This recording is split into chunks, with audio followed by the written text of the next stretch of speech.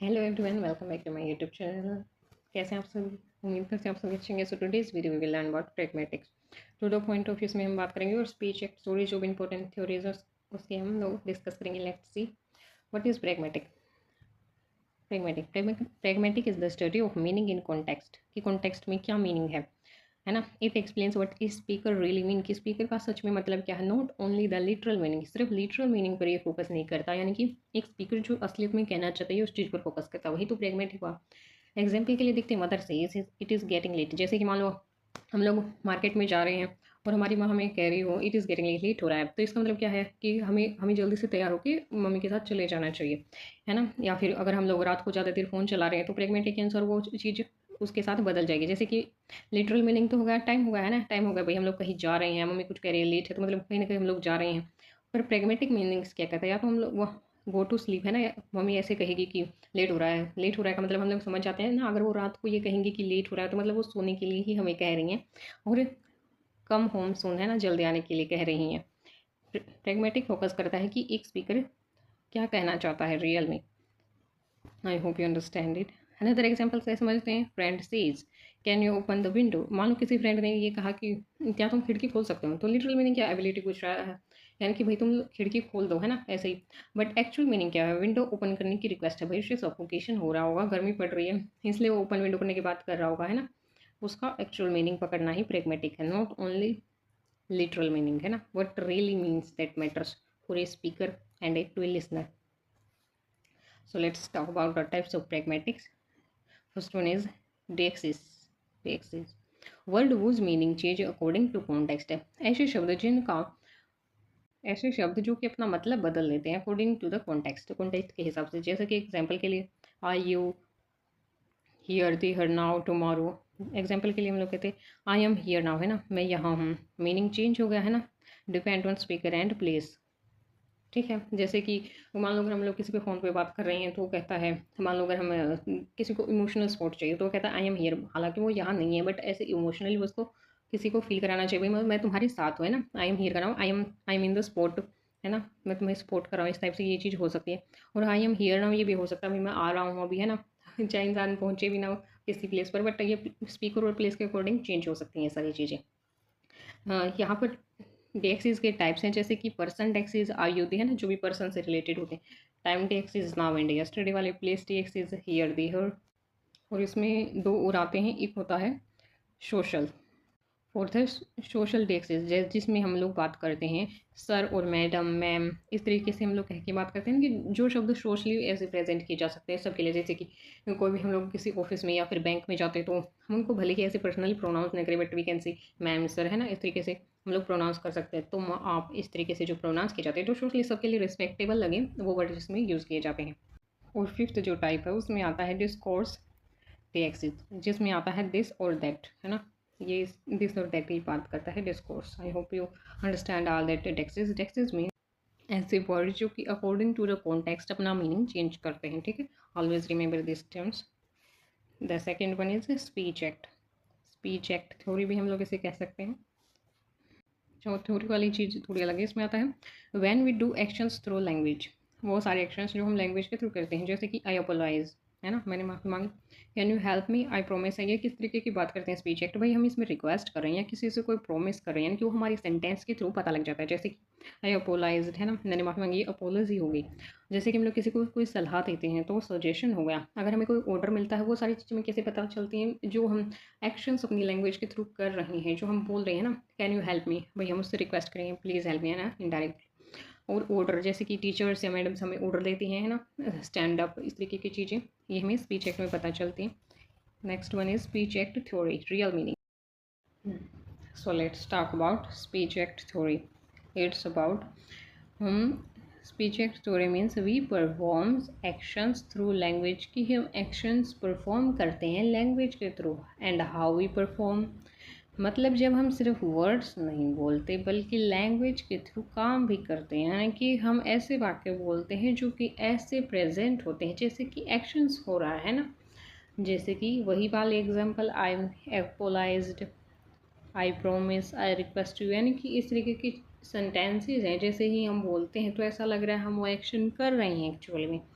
यहाँ speaking itself became an actions, यानी कि ये जो इस तरीके की स्पीकिंग चीज़ें हैं ये ऐसे प्रेजेंट की जाती हैं कि एक्शंस हो रहा है।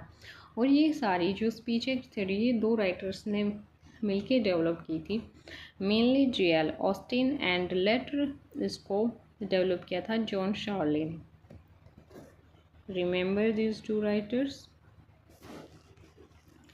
फिर हम बात करेंगे ऑस्टिन स्पीच एक्ट थ्योरी की, है ना भाई, जिसने थ्योरी दी है उसने उसके कितने टाइप्स दिए हैं वो चीज़ें तो हमें याद करनी ही पड़ेंगी। The first one is locutionary act, actual word sentences spoken, वो सारे एक्चुअल वर्ड और सेंटेंस जो कि बोले गए। एग्जाम्पल के लिए इट इज़ रेनिंग, बस सेंटेंस बोलना और हमें पता चल जाएगा कि वो लिक्यूशनरी एक्ट है ना, यानी कि वो अब वाली चीज़ें जो हमने अभी अभी बोली हैं वो वाली चीज़ें लिक्यूशनरी एक्ट में आती हैं। एक्चुअल वर्ड्स, है ना, एक्चुअल वर्ड्स भी हम इन्हें कह सकते हैं। The second one is illocutionary act, most important, speaker का रियल इंटेंशन हमें जानना बहुत ज़रूरी है। जैसे कि same sentence it is raining, भाई बारिश हो रही है, सो हम इसका क्या मतलब समझेंगे। अगर हमें कहीं बाहर जाना है तो या तो हम टेक अम्ब्रेला लेकर साथ जाएं या फिर बाहर जाएं ही ना, है ना, don't go outside. Actual intend meaning ही इलोक्यूशन होता है ना, एक्चुअल मीनिंग निकालना ही इलोक्यूशनरी एक्ट हुआ। I hope you understand it, it is very easy. The third one is perlocutionary act, listener पर इफ़ेक्ट पड़ना, कि लिसनर पर क्या इफ़ेक्ट पड़ रहा है। एग्जाम्पल के लिए लिसनर अम्ब्रेला ले लेता है, भाई जो सेंटेंस हमने बोला उस पर लिसनर पर भी तो कुछ इफेक्ट पड़ेगा। ऐसा थोड़ा नहीं कि हमारी बात सुनेगा ही नहीं, या तो वो बाहर नहीं जाएगा या फिर वो अम्ब्रेला साथ लेकर जाएगा। तो इसका इफेक्ट और एक्शन कीज बाय स्पीच, है ना, स्पीच के थ्रू ये सारे एक्शंस हुए तो होगा परलिक्यूशनरी, जो भी इफेक्ट पड़ता है लिसनर पर। Always remember it is about effect, ठीक है, जो भी speech. So let's do the another writer सरल स्पीच एक्ट थ्योरी, जिसमें ये टाइप देते हैं। फर्स्ट वन असर्टिव या रिप्रेजेंटेटिव, ये कहते हैं इन्फॉर्मेशन या बिलीफ एक्सप्रेस करना, यानी कि इसमें वो सारी चीज़ें आती हैं जिनमें हम अपने एक्सप्रेशन और बिलीफ जोड़कर अपने शब्दों को व्यक्त करते हैं। जैसे कि अर्थ इज़ राउंड, हाँ भाई अर्थ राउंड है ये हमें पता है, बट अगर हम दूसरे बिलीफ इसमें जोड़े तो I think he is honest, इस तरीके की चीज़ें कहना चाहते हैं असर्टिव में। यानी कि फैक्ट्स जिसमें गिनवा, यानी कि हम इसमें स्टेटिंग फैक्ट्स काउंट करवाते हैं असर्टिव्स में।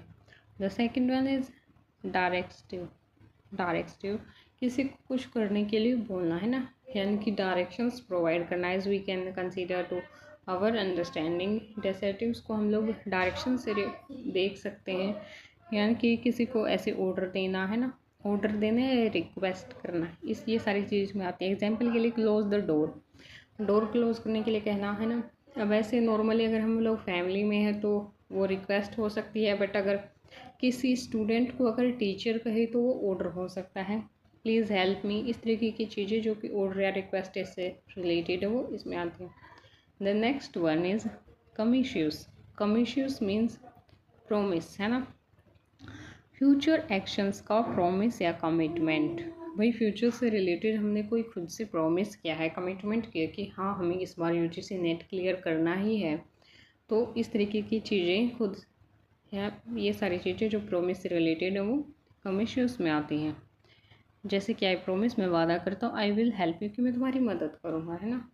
The next one is expressives expression, भैया अपने एक्सप्रेशन व्यक्त करना, फीलिंग्स एक्सप्रेस करना, अपनी भावनाओं को व्यक्त करना। जैसे एग्जांपल के लिए थैंक यू, सॉरी, कंग्रेचुलेशंस, है ना, वे सारी चीज़ें जो हम डेली लाइफ में करते हैं। थोड़ी सी मदद करने पर थैंक यू बोलना, थोड़ा सा बुरा फील होने पर सॉरी बोलना, और अगर आसपास खुशी हो तो किसी को कंग्रेचुलेट करना, है ना, ये सारी चीज़ें इसमें आती है एक्सप्रेसिव्स में। The five one is declarative, words themselves situation change कर देते हैं, यानी कि ऐसे वर्ड्स जो कि सिचुएशन के अकॉर्डिंग अपने आप को स्विच कर लेते हैं, चेंज कर लेते हैं। एग्जाम्पल के लिए यानी कि डिक्लेयर डिक्लेरेटिव को हम लोग कैसे समझ सकते हैं, जैसे कि जो चर्च का पादरी है वैसे कहता है कि you are husband and wife. तो क्या हुआ, एक जो सिंगल पर्सन, एक जो मैन था वो पहले सिंगल था और एक गर्ल जो पहले सिंगल थी, अब जो वो दोनों मिल गए तो चर्च के पादरी या फिर ऐसे प्रिस्ट के कहने पर वो हस्बैंड वाइफ हो गया, यानी कि सोशली उनका स्टेटस चेंज हो गया। इस तरीके से हम लोग इस चीज़ को समझ सकते हैं कि उसने डिक्लेयर कर दिया यू आर मैरिड नाउ, सो मतलब उनका सोशल स्टेटस चेंज होगा सिचुएशन के हिसाब से।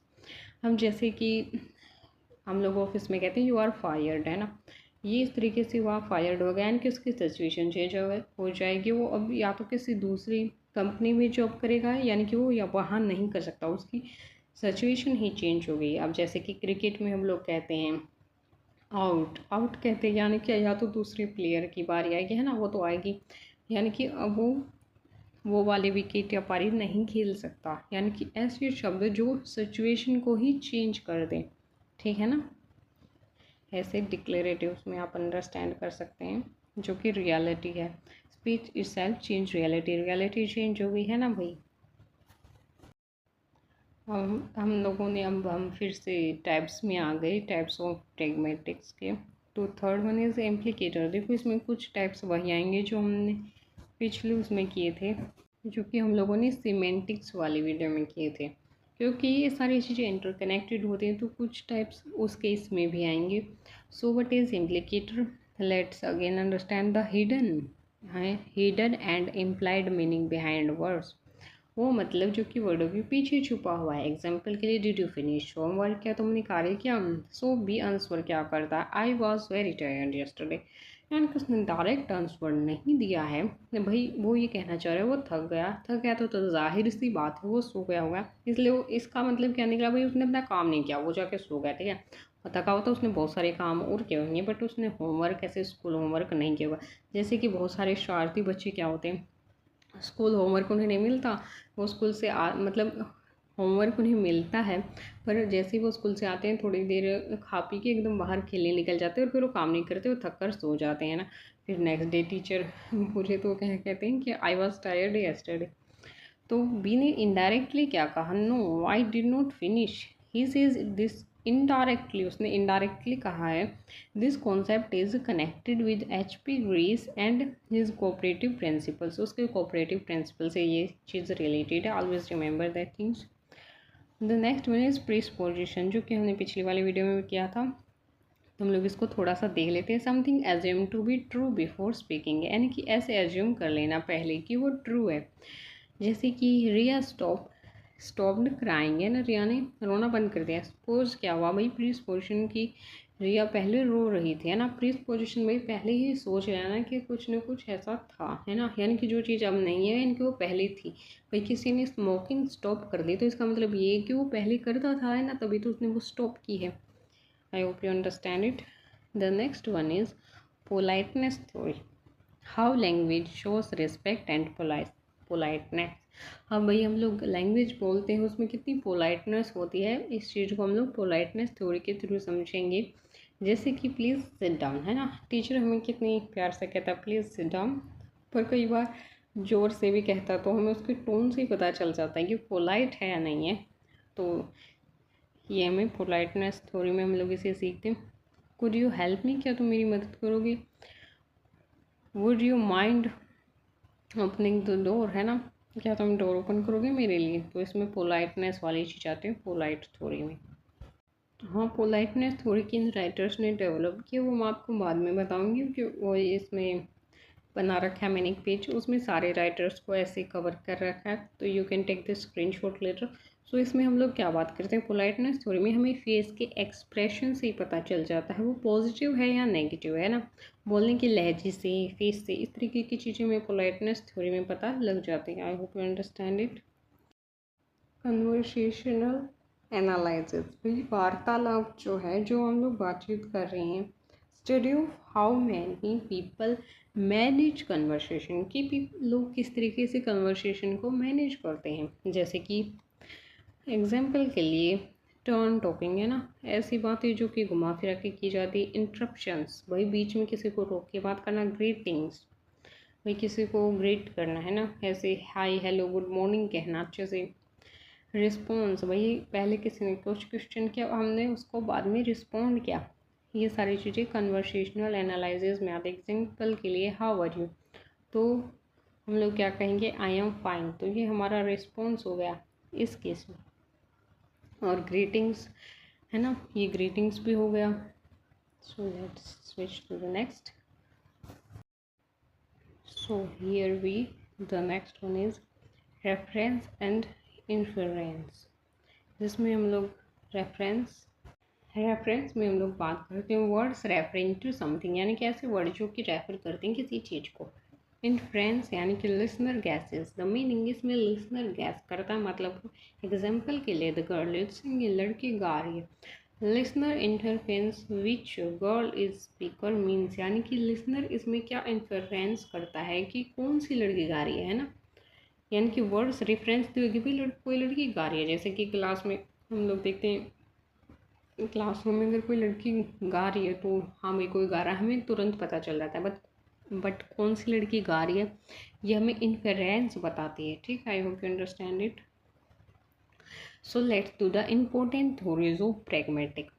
The first one is relevance theory, जो कि दी है डैन स्पेबनर और डेरले विल्सन ने, इनके नेम आपको याद रखने हैं, ठीक है। और speech act theory, mainly writers के नेम आप लोग याद रखिए, जेल ऑस्टिन और जॉन शार्ले ने। विच ईयर, इन ईयर्स में दी है, देखो इनके 3 लेवल्स भी बता रखे हैं, है ना, की आइडियाज़ में। And next one cooperative principle, HP Grice. Politeness theory इन लोगों ने दी है। Conversational implicature, deixis theory, pragmatic act theory, ये सारी थ्योरीज आप लोग देख सकते हैं और you can take the screenshot of it. मतलब इसको बस आपको ऐसे नहीं है बहुत डीपली याद करना है, बट हम लोगों ने सीख लिया है तो अब ये चीज़ बहुत आसान है। बस अब हम लोगों को बस इन राइटर्स के नेम याद रखने की कौन सा राइटर किस थ्योरी से एसोसिएट है। So let's do the next. तो हम लोग अब बात करेंगे टाइप्स ऑफ प्रीसपोजिशन। भाई प्रीसपोजिशंस के टाइप्स भी हम लोगों से पूछे जा सकते हैं, तो हम लोग इसको कवर करके चलते हैं। The first one is existential प्रीसपोजिशन, यानी कि एज्यूम्स दैट समथिंग एग्जिस्ट, ऐसी चीज़ें एज्यूम करना जो एग्जिस्ट है। जैसे कि जॉन बाइक इज़ न्यू, कि जॉन की बाइक न्यू है, तो प्रीसपोजिशन क्या हुआ है, John exist, John has a bike, यानी कि उसके पास बाइक है ना। भाई जॉन की बाइक न्यू है तो इसका मतलब क्या हुआ, उसके पास अब बाइक है ना। देखो हम लोग ऐसे कहते हैं कि भाई उसने नई बाइक ली है ना, नई बाइक ली है का मतलब अब उसके पास बाइक है, यानी कि हो सकता है पहले नहीं थी, है ना, अब उसके पास वो बाइक एग्जिस्ट करती है आज की डेट में, that's why this is existence. The next one is factive, factive presupposition, certain verbs how that information is true, ऐसे वर्ब जो हमें बताते हैं कि इंफॉर्मेशन ट्रू है, जैसे कि नाउ, रियलाइज, रिग्रेट, अवेयर। तो हम लोग इसमें बात करते हैं एग्जाम्पल के लिए, she realise that she was late, कि वो लेट है, हमें कैसे पता चला, इस रियलाइज वर्ड से, है ना, जो कि फैक्ट बताता है कि वो लेट है, सी वाज लेट, है ना।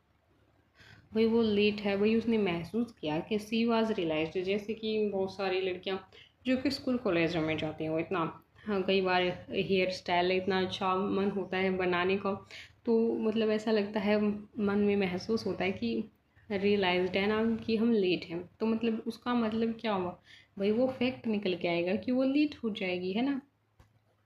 So next one is lexical preposition, a word is self suggest another meaning, ऐसा वर्ड जो कि अनदर मीनिंग सुजेस्ट करता है, जैसे कि ही स्टॉप्ड स्मोकिंग, तो प्रीपोजिशन क्या हुआ, he used to smoke earlier, यानी कि वो पहले स्मोक करता था, तो ये लेक्सिकल पोजिशन हुआ। Always remember this, I will give you this star mark. Next one is structural preposition, sentence structure से हिडन अजम्पशन आता है, यानी कि कोई ऐसा हिडन मीनिंग उसमें से निकल के आता है स्ट्रक्चर में से। When did you buy this phone, कि तुम इस फोन को कब खरीदोगे, है ना, यानी कि सॉरी, यानी कि फ़ोन तुमने कब खरीदा, यहाँ पर डिड है ना, तो प्रीपोजिशन क्या है, यू बोर्ड द फ़ोन, यानी कि तुमने फ़ोन खरीद लिया, है ना। भाई तुमने ये फ़ोन कब खरीदा, यानी कि उसका सीधा मतलब क्या हुआ स्ट्रक्चर में, इन द सेंस कि वो फ़ोन तुम्हारे पास अब है, यानी कि तुमने खरीद लिया है। So next one is non factive presupposition, assume something is not true, ऐसी चीज़ अज्यूम करना जो ट्रू नहीं है।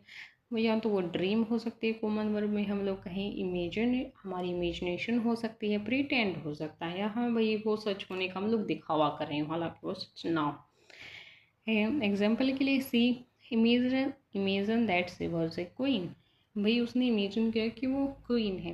प्रिपोजिशन क्या निकला, भाई वो क्वीन नहीं है, भाई या तो उसने क्वीन बनने का सपना देखा है, या फिर वो इमेजिनेशन है ना, इमेज कर रही है, इमेजिनेशन में क्वीन बन रही है, बट रियल में थोड़ी है ना है। तो इस तरीके की चीज़ें नॉन फैक्टिव में आती है, यानी कि वो फैक्ट जो नहीं है ट्रू।